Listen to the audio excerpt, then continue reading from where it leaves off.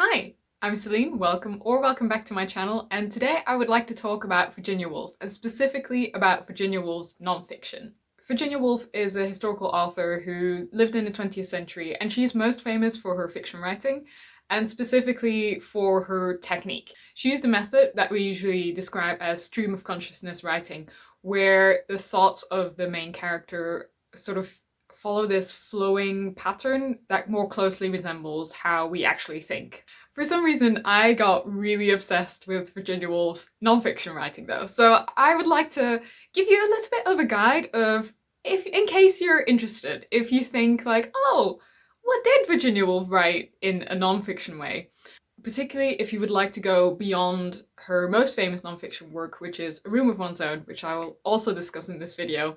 You know, if you just don't know where to go and you're kind of curious and want to know what she's written, where you should start, then this is the video for you. I think overall Woolf is an excellent stylist, and you know, she is famous for that in her fiction, but her nonfiction is just mwah. In terms of writing, it is so immensely well done, and it has a certain flow to it that I think isn't particularly common anymore in nonfiction. And to be fair, I'm not super sure that it was actually all that common in the 20th century either. She has a way of wording things and a way of using certain themes and certain images and bringing them up again and again that is honestly just quite beautiful. I always feel really engaged when I read her nonfiction, and there's a broad variety of it. So I actually think that for most people, there is actually a nonfiction work by Virginia Woolf that they would be interested in. So if you don't really know much about Virginia Woolf whatsoever, you just want to know, you want the highlight, you don't want to do the deep dive, you just want to know what is the fuss about. If you're that person, then I definitely recommend A Room of One's Own. This work is one of the most famous 20th century feminist works, and not only does it have quite a large influence on feminist writing since then, it is also just, it's quite small, it's accessible, it doesn't take a very long time to read. A Room of One's Own is an interesting combination of slightly autobiographical work, so Woolf weaves her own experiences into the topic of the book, which is women writers.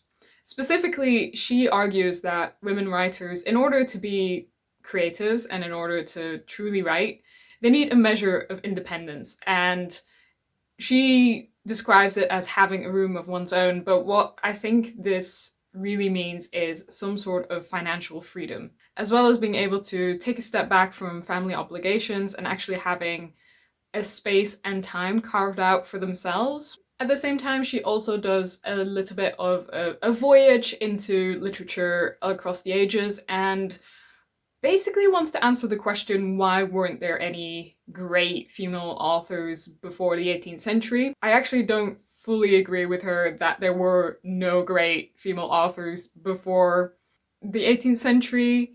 They were definitely there, they just weren't included in the canon. So take that maybe with a tiny grain of salt, but in terms of making her point in this book, I think she's very successful.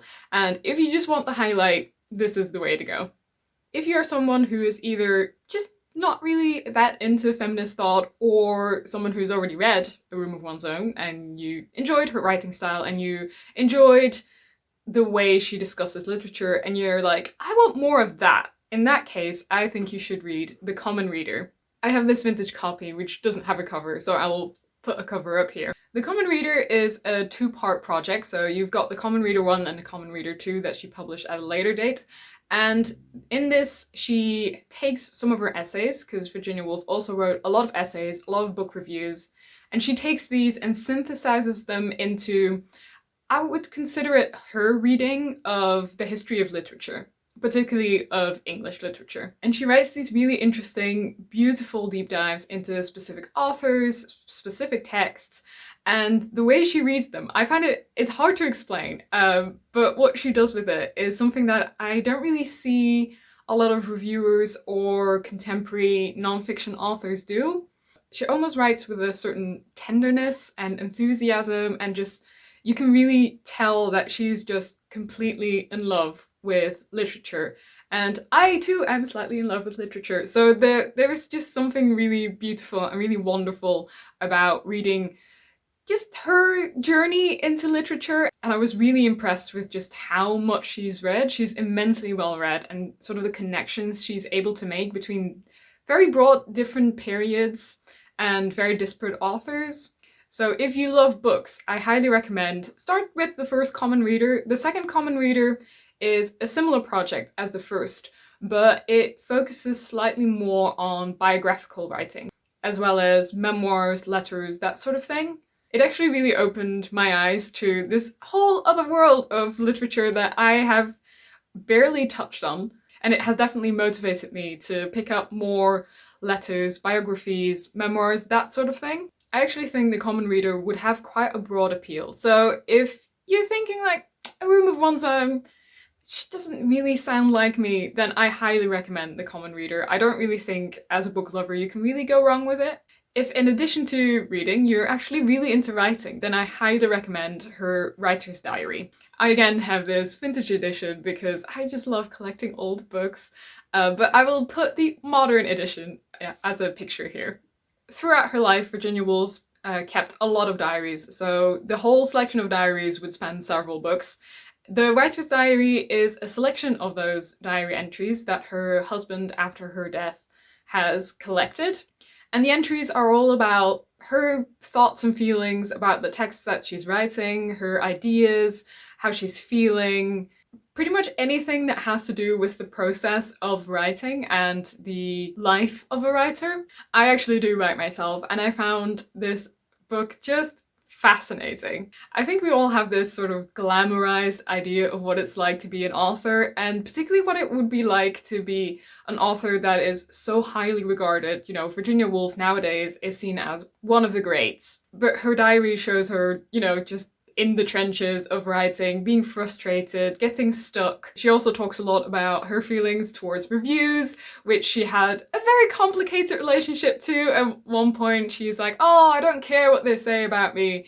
But then, on the other hand, she obviously can't let that go completely because she does mention it over and over. And I just found it fascinating to get a glimpse of what it's actually like to be a published author who's quite well regarded, even in her own time, even though she didn't have huge sales, especially in the beginning. But as her career progressed, she definitely sold quite a lot of books. I also thought it was quite an interesting antidote against how modern authors are perceived, and also how in writing communities there is so much pressure on production. If you're not in writing communities, you might have no idea what I'm talking about, but there is this really intense pressure of how many words you have to write a day. You have to write every day. You have to write 2,000 words a day, or you're never going to make it as a professional author. And it was really interesting to see how Virginia Woolf, who was quite prolific, she's published multiple books in her lifetime, she wrote reviews, she did a lot, but how in her fiction work she would sometimes just write, 400 words a day, or sometimes just nothing.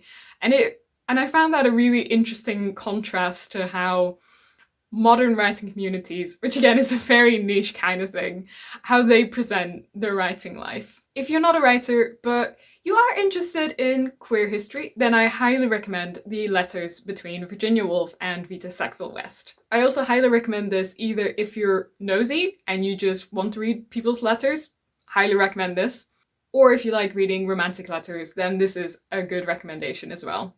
Vita Sackville-West is also a fellow author, and they met one day at a dinner party, I think in 1922 or something like that. And they formed a friendship, and that eventually turned into more. And we can see a lot of that happening in their letter exchanges, because Vita, her husband, was, I think, a diplomat.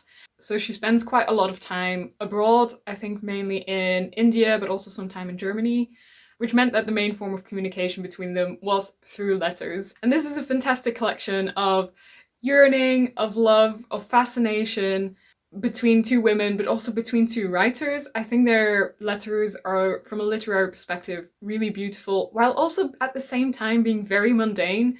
A lot of their correspondence is about, why didn't you call me? Or, hey, when are we meeting up again? I think it's really wonderful that these letters have been published, so if it sounds interesting, then I definitely highly recommend them. If you read A Room of One's Own and you really loved A Room of One's Own and you just want more of Virginia Woolf's feminist thought, then I highly recommend 3 Guineas.